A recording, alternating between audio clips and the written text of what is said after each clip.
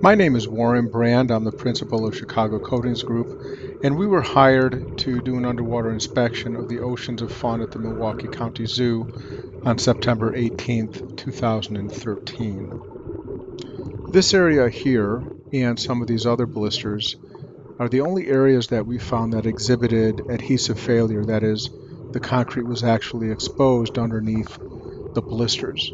We estimate that roughly 80% of the walls of the tank are blistered, with about 15% of those blisters actually having cracked open and exposed the coating underneath. That is, we believe that the vast majority of all the blister failures are cohesive in nature and that they are not cracked and opened down to the substrate.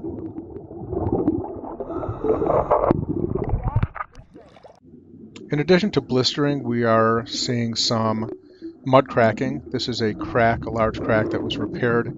The owner advised us that there were a number of cracks in the pool, all of which appeared to be successfully repaired, and she did not believe that the pool was leaking at all. This is a repair that was reportedly done about 8 or 9 years ago, and as you can see, it's holding up apparently better than the surrounding material. And here is a sample of a typical blister exhibiting cohesive failure and cohesive disbondment rather than adhesive. And this is just again an overview of the wall and the blistering. Here is the transition from the wall to the floor. The floor is fundamentally different than the walls in that it had virtually no blistering whatsoever. It does have a sediment, which is probably a mix of algae and waste from the sea lions on it that is pretty easily removed with my fingers. We were tasked specifically with not doing any damage to the existing coating, so we were very limited in terms of what we were able to the coating to clean it. This should come off fairly easily with some light water blasting.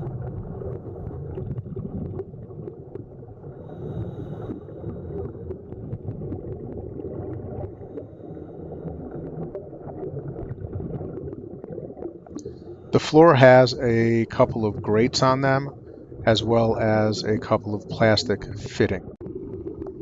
This is a patch that we found on the bottom of the pool. It seemed fairly well adhered. We didn't want to damage it. We were tasked with not damaging the existing coating, and it was beyond our scope to determine exactly what that material is, although we were told that it was applied shortly after the initial coating was installed about 8 or 9 years ago.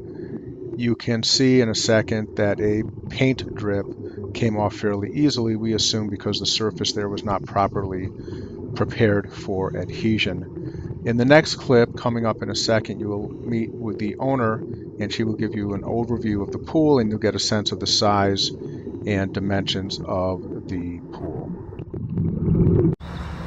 And so those are all underneath the coping. Right, this top area was rock work that went on over the surface of the pool ledge.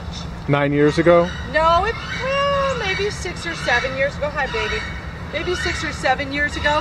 It's fantastic. I don't want to touch this whatsoever. We've had a hard time getting anything to hold up this well on the top, and we went through several products before we could get this. Hello. But along the edge here, we're starting to get some concrete breaking down. This is the owner peeling back a piece of the coating.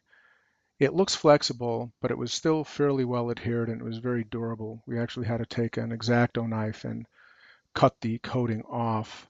It couldn't be pulled off with your hands. We are concerned, however, that when these areas are exposed, that the baby sea lions will nibble on them and possibly ingest the coating, which is one of the reasons the entire project is moving forward. The area below the coping, about 1.5 to 2 feet below the coping, is exposed to freeze-thaw action in the wintertime because the owner lowers the water level at that time. The contractor will need to budget some concrete repair for these areas, primarily underneath the coping stones.